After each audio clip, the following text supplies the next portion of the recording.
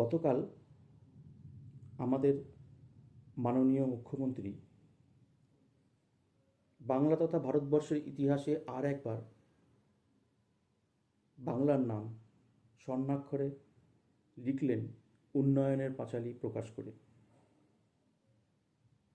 কোনো ঔদ্ধত্য কিংবা অহংকার নয়, বাংলায় মা মাটি মানুষের সরকার মানুষের প্রতি দায়বদ্ধ। তার উৎকৃষ্ট উদাহরণ হয়ে রইল উন্নয়নের পাঁচালী। ধন্যবাদ জানাই মাননীয় মুখ্যমন্ত্রী ও জননেত্রী মমতা বন্দ্যোপাধ্যায়কে।